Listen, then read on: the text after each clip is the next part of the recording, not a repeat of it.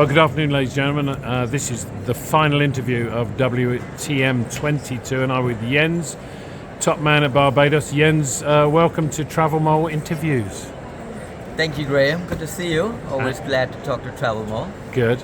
Jens, you're still sparkling new in this job. You're the brand new top man. It's an interesting subject, product, area that you've got involved with, Barbados.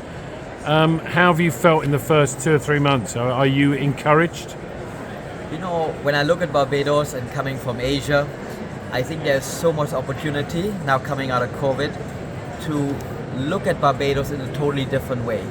Not just as a beach destination, which obviously it has incredible beaches, but I think there's more to it. You have a lot of these experiences, you have culture, you have heritage, you have the best surfing spots in the world, you have culinary diversity, you have safety that I can walk across the street to a rum shop, and also if you're a long stay traveler, you know, part of our welcome stamp program where you can get a visa for 12 years that can be extended.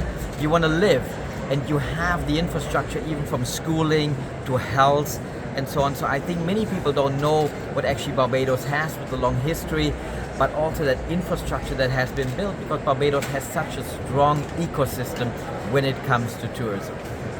Excellent. And do you think, I mean, when you wake up in the morning, what's top of your mind as far as this is what I need to do in the next 3 to 6 months? What's top of your brain? You know, I want to build an ecosystem that is from the bottom up. Normally tourism board, as you know, are doing marketing from the top down, right? So advertising campaigns, they engage with businesses and ask them to add a logo and give a little bit of cash.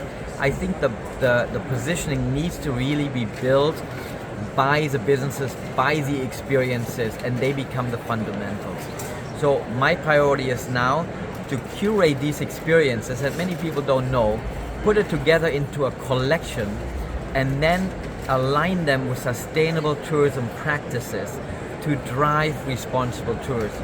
So for example, if there's an experience that should be in the Bajan Experiences collection, maybe they cannot use single-use plastic, just as one example. We can go down the list.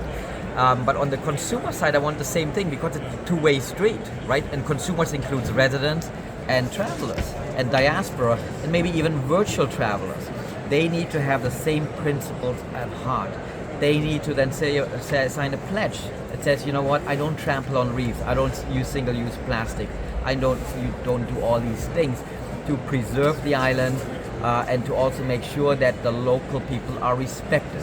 So we build a relationship between the experience providers and the consumers.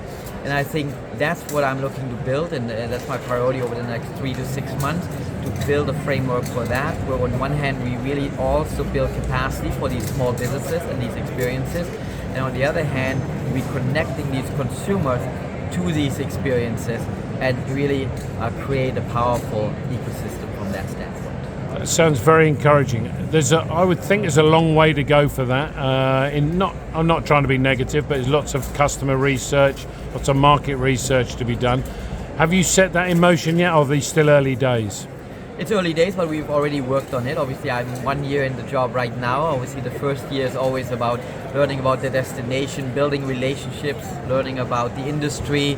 But early on, I mean, the key is really to kind of build the framework around that and also make the destination a smart destination. Make data the core of how we make decisions. We start with sentiment analysis to make sure that we learn how do people think about Barbados. What do they like? What don't they like? We compare that to other destinations as well, on one hand. And then we're looking to curate these businesses as well, and that obviously connecting buyers and sellers gives also us data that reduces marketing costs, increases conversions. So I think in the end, the end goal is really making sure that Barbados, which right now is a seasonal destination, right? And you come from the UK, you know that where the prices are sky high in the winter, and you stay in these beautiful resorts, but there's a lot more to do in the summer. You have the Crop Over Festival, the Harvard Festival, which is fantastic. I think everyone in the world, would love to take part of that. We just finished our Food and Rum Festival, which probably is one of the best food and rum celebrations that I've ever had, or culinary celebrations anywhere in the world. And as you know, I've been around the world. So I think what Barbados has to offer, especially in the summer months, is so unique, with a lot more competitive prices and not all the crowds on the island. Yes, I mean, people are sometimes afraid of hurricanes, but the beauty with Barbados is that actually you don't have the hurricanes that you have in other islands. Yes, there's a bit more rain, but that sometimes makes it even more beautiful. Good. Well, I wish you the very best of luck in your endeavors. Thank you very much. Thank you very much.